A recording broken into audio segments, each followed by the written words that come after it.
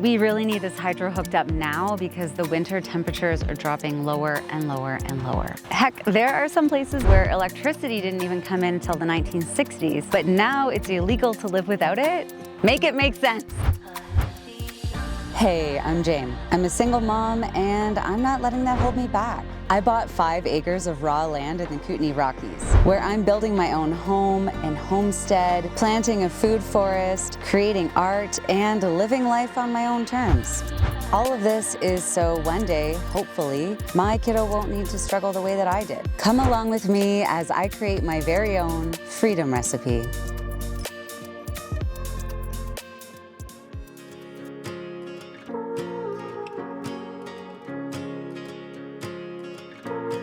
Winter in the high mountains has fully arrived, and I wouldn't be telling you that with this much excitement if our hydro hadn't been hooked up a few weeks ago. Everyone's been hitting the ski hill, including my kiddo, but I haven't gone up this year because I've been saving all of my pennies to make sure that the homestead necessities are coming along. One day I'll be able to justify the cost of a lift ticket again, but for now I'm the only person who can pull off the one-woman show that is this land development.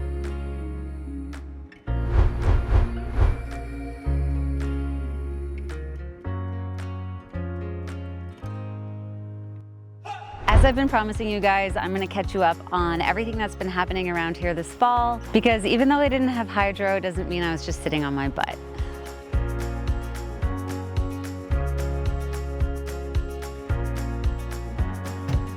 My snazzy new electrical shed is getting decked out for her big day. Before the hydro company will connect us to the grid, this shed needs to be outfitted according to the specs provided by Technical Safety BC. For the past 2 months, I have been partying like it's $17.99. So it's time to come back to the 21st century. In order to do that, the electrical shed needs to have the main panel installed, and that has to be done by a certified master electrician. The team's here, and man, they have been so patient with all of my questions. They've done this sort of thing dozens of times before, and it's not something I could do myself. In fact, it's not even legally something I could do myself.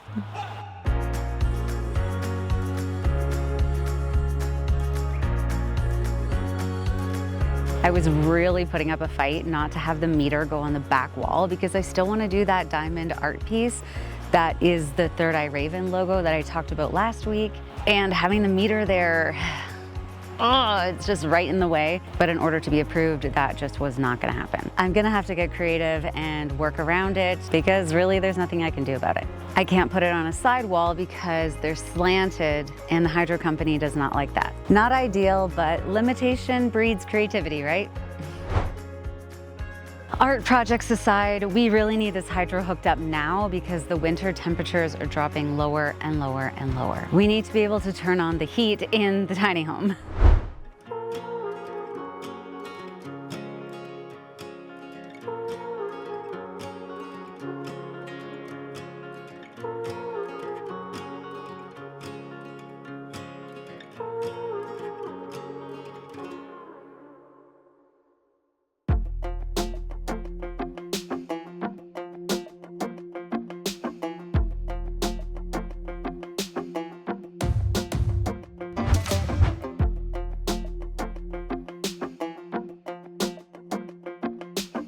Holy crap, it's finally happening. The hydro is getting hooked the F up.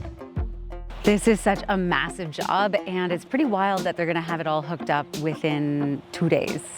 As I say, it's amazing what a team of professionals and some big machinery can pull off. I've needed to install 2 new hydro poles, plus the company needs to hook up to my neighbor's pole as well. With 3 poles in total, I thought it would be a complicated job, but these guys are moving so fast. I guess this sort of thing is completely routine for them. When they showed up, the team lead actually said to me, "You must have put some pressure on all of the right people," because I showed up and my desk this morning had 9 messages saying, "You must stop everything and go to this place." I did. I call myself the squeaky wheel. I will be the pebble in your shoe that you can't ignore until you finally take care of it. Sometimes that's the only way to get things done, especially with a huge corporation that has a lineup of projects. But when it comes to having heat in my home for my kiddo, I will be that annoying woman calling you, messaging you every day. And if you pass me off to somebody else, that just means I now have 2 emails I can contact.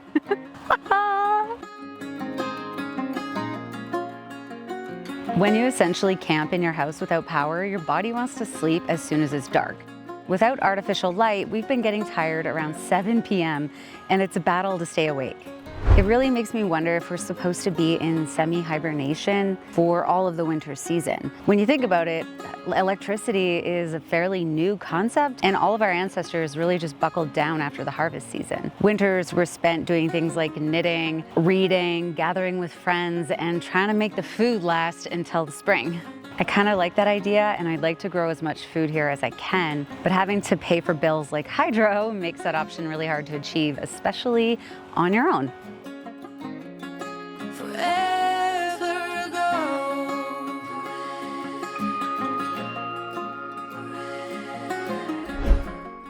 Modern conveniences are expensive, and then we need to go to work to pay for them. I'm really conflicted because living without power has shown me that we don't need it. We want it because it's easier. But is it easier, or does it make us need to spend more hours at work? I guess both things can be true.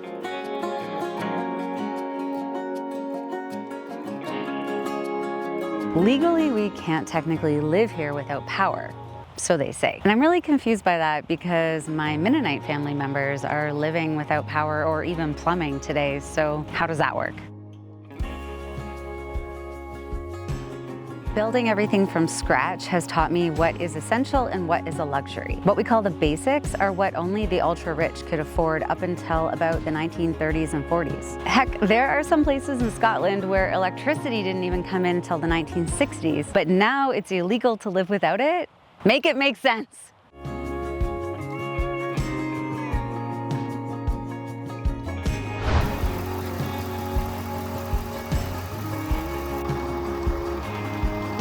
Admittedly, the thing we miss most about power is the internet. It was really the only complaint my kiddo had, of course, and I agree. I know I've said it before, but it was really hard to make videos without power. It takes me about 25 hours to edit a video, and that's more time than friends or a cafe would want you to just hang out there in a week.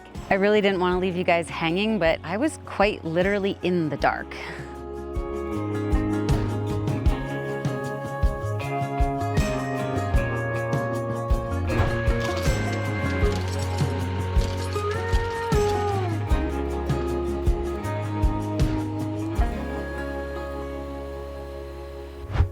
In the end, my need to function in the modern world led me to getting hydro. So here we go.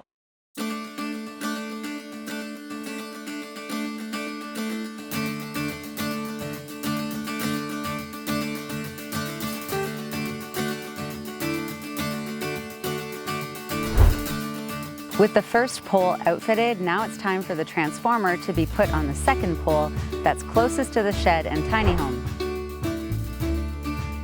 It's pretty cool to see a bucket truck, I think that's what it's called, right here on the land. It seems very official.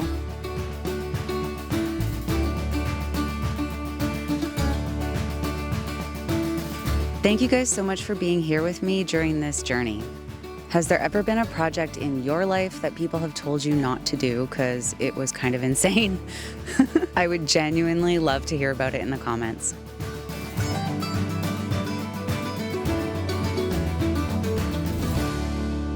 Just that one little can costs $5 grand. That seems so crazy to me, and this is why I understand that the first generation builds it and the second enjoys it. Because, for example, that tin can is a nice little jaunt across Europe. And I don't know very many people who would look at Italy and say, no thank you, I'm going to purchase this tin can. Apparently that's me, for now.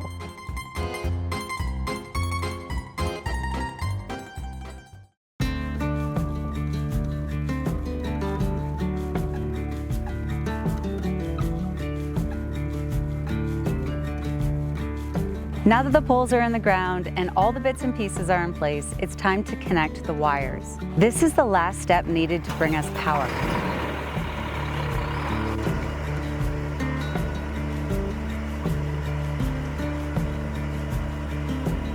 Thanks to my neighbors who agreed to let us use their pole. I would have been up a creek without a paddle without your friendship, so thank you. Won't you come on over? We can party till the sun's down. And they're clearing out. It's all done. I can finally flick a switch, plug the tiny home in, and we're golden. Hey baby, if you're looking for some crazy, I tell you everybody's standing in line for the water slide. You can come on over, we can take the roller coaster, and you know everybody's looking for a ride in the water slide.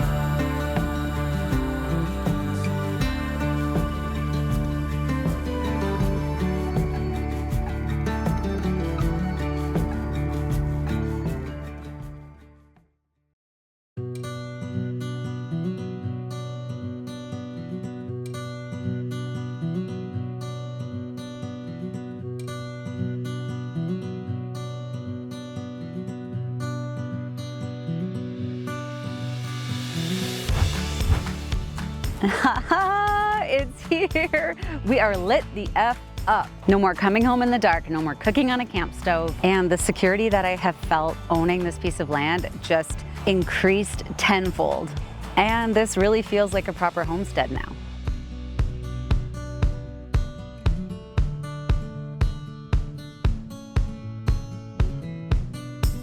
It's wild though that it costs tens of thousands of dollars to turn a light switch on.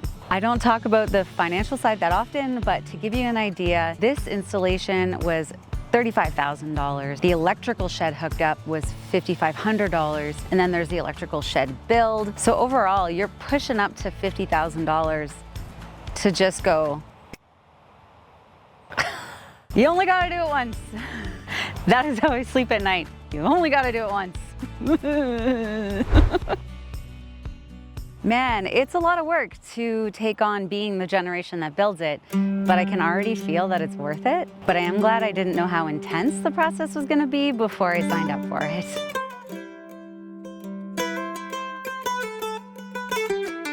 Now that this is done, we're not actually quite into the 21st century yet. I gotta get our well pump hooked up so we can have water. Next week, I'm gonna show you if the well that we had dug is sufficient and if water is actually coming out of our taps.